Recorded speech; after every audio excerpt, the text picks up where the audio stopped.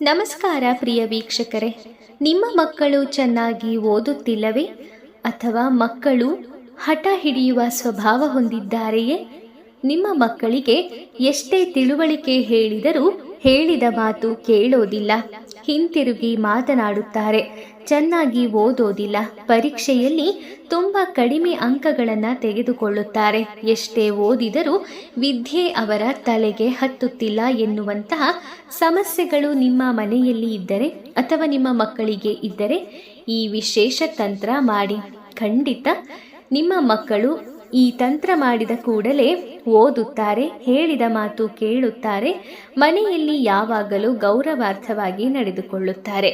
ವೀಕ್ಷಕರೇ, ನಿಮ್ಮ ಜೀವನದಲ್ಲಿ ಯಾವುದೇ ರೀತಿಯ ಸಮಸ್ಯೆಗಳಿದ್ದರೂ ಗುರೂಜಿಯವರನ್ನು ಸಂಪರ್ಕಿಸಿ. ಅವರು ನಿಮ್ಮ ಕಠಿಣ ಘೋರ ಗುಪ್ತ ಸಮಸ್ಯೆಗಳನ್ನು ಮತ್ತೆ ನಿಮಗೆ ಇರುವಂತಹ ಇನ್ನೂ ಅನೇಕ ಗಂಡ ಹೆಂಡತಿ ಸಮಸ್ಯೆ, ವಿದ್ಯಾಭ್ಯಾಸ ತೊಂದರೆ, ಗಂಡ ಹೆಂಡತಿ ಡೈವೋರ್ಸ್ ಸಮಸ್ಯೆ, ಕಲಹಗಳು, ಮನಃಶಾಂತಿಯ ತೊಂದರೆ, ಹಣಕಾಸು ತೊಂದರೆ, ಶತ್ರುಕಾಟ, ಮಾಟ ಮಂತ್ರ, ವಾಮಾಚಾರ ಇನ್ನಿತರೆ ಯಾವುದೇ ಸಮಸ್ಯೆಗಳಿಗೆ ಇವರು ಕೆಲವೇ ದಿನಗಳಲ್ಲಿ ವಿಶೇಷ ಪರಿಹಾರಗಳ ಮೂಲಕ ಶಾಶ್ವತ ಪರಿಹಾರವನ್ನು ನೀಡುತ್ತಾರೆ.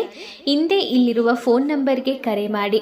ವೀಕ್ಷಕರೇ, ಈ ತಂತ್ರವನ್ನು ನೀವು ಬುಧವಾರ ಮಾಡಬೇಕು. ಒಂದು ಶುದ್ಧವಾದ ಬಿಳಿ ವಸ್ತ್ರ ತೆಗೆದುಕೊಳ್ಳಿ, 11 ರು ನಾಣ್ಯ, ತುಳಸಿ ಎಲೆ ಮತ್ತು ಎಕ್ಕದ ಹೂವನ್ನು ಅದರಲ್ಲಿ ಇರಿಸಿ ನಿಮ್ಮ ಮಕ್ಕಳು ಓದುವಂತಹ ಕಪಾಟು ಇಲ್ಲವೇ ಪುಸ್ತಕದ ಜೊತೆಯಲ್ಲಿ ಇದನ್ನು ಒಂದು ದಿನ ಇಡಿ.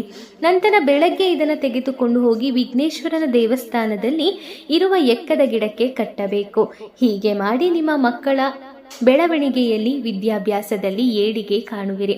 ವೀಕ್ಷಕರೇ, ಹೆಚ್ಚಿನ ಮಾಹಿತಿಗೆ ಗುರೂಜಿಯವರನ್ನು ಸಂಪರ್ಕಿಸಿ.